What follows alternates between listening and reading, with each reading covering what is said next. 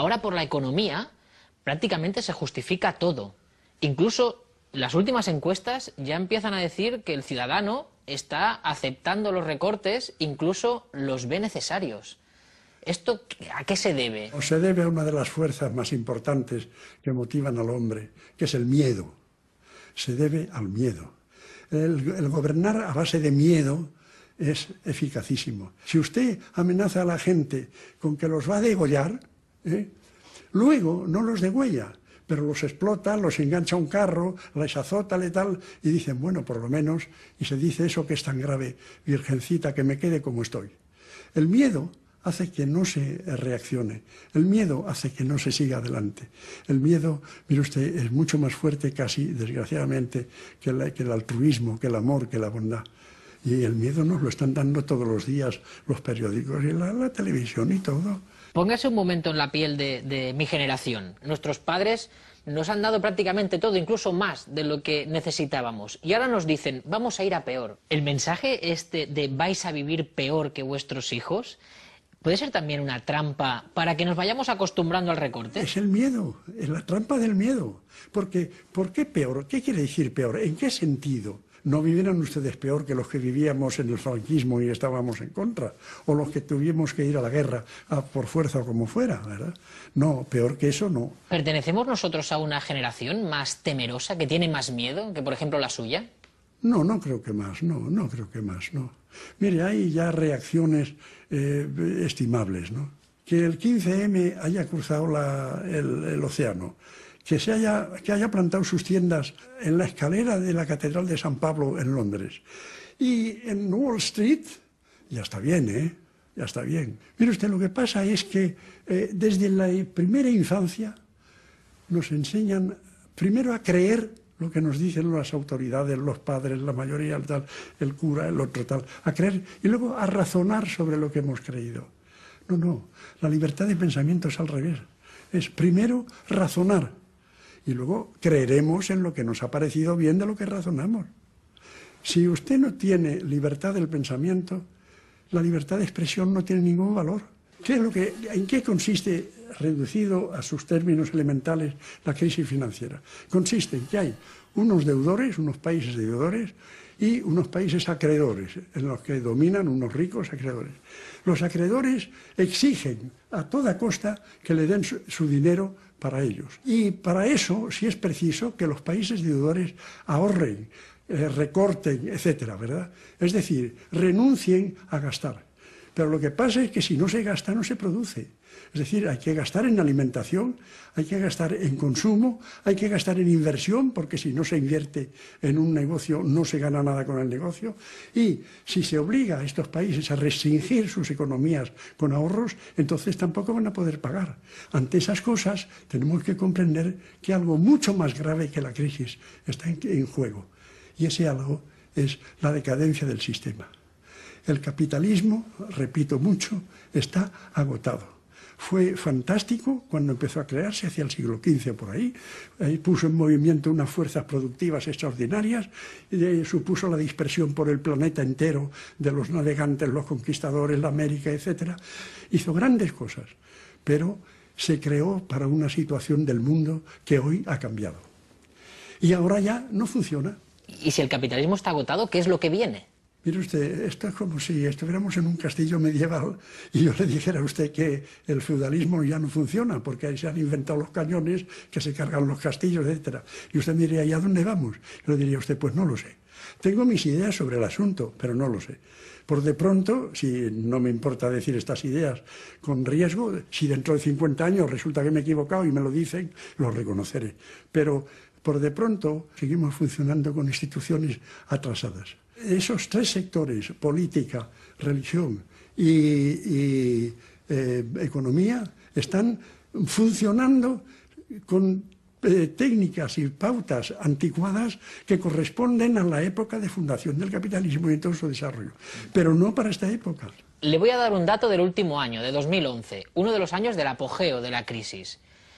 Hay una estadística que dice que los más ricos ganaron un 6% más respecto al año anterior. ¿Cómo lo podemos hacer para repartirlo un poquito mejor esto? Mire usted, hay que quitarles el poder. hay que quitarles el poder. Lo que pasa, y esto ha pasado a lo largo de la evolución constantemente, es que viene una revolución, los de abajo suben arriba y cuando están arriba se convierten en lo que eran los de arriba de antes, y ya está. Pues entonces, ¿cómo lo arreglamos esto? Pues mire usted, si le interesa mucho el asunto, procure ser de arriba. Y si no, pues haga lo que yo, que siendo de abajo, que lo soy, ¿verdad? Dentro de una medida, es decir, yo vivo bien, para mi manera de ser vivo bien, para la manera de ser de personas que me conocen, soy un tío tonto que no ha sabido aprovecharse, ¿verdad? Porque he tenido ocasiones. Pero bueno, pero a mí eso no me interesaba. Es decir, yo valoraba más otras cosas. La estimación de usted, por ejemplo, y de personas como usted. Que se la tengo, ¿eh?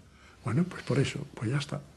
Usted que es profesor de economía, si yo hiciese un examen con usted, me tuviese que, bueno, que aprobar o suspender, y yo le justificase la crisis actual en España diciéndole los responsables son los españoles que han vivido como nuevos ricos por encima de sus posibilidades, ¿me aprobaría o me suspendería? Yo le suspendería. ¿Por qué? Porque de verdad no se puede vivir por encima de las posibilidades. Hombre, igual a base de crédito y a base de estas cosas sí que uno puede vivir No, pues por encima de sus posibilidades. Utilizando las posibilidades que son el crédito, ya no vivo por encima de las posibilidades, sino que aprovecho las posibilidades. Ojo, ojo. Esta sociedad tiene el dinero como referente básico.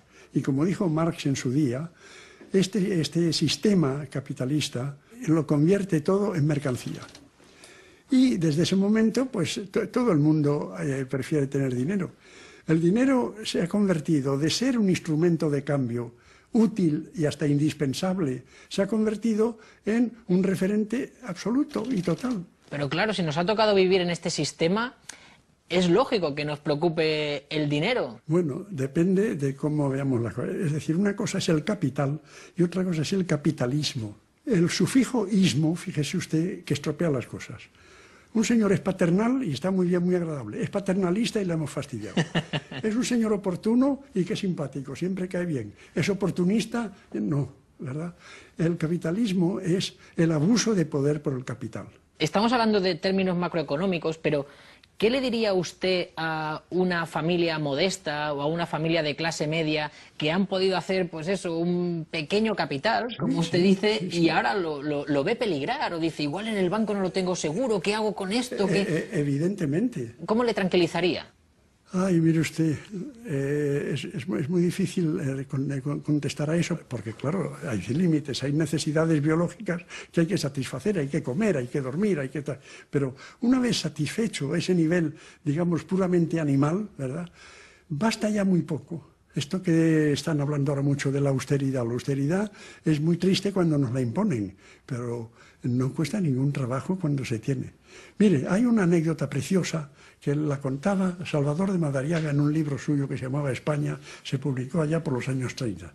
En tiempos de la República, en Andalucía, una época de tal, hay elecciones, tal, y entonces el capataz de un cortijo va a hablar con los jornaleros parados que están en la plaza y tal igual, y les dan un duro o 2 duros para que voten por el del cacique.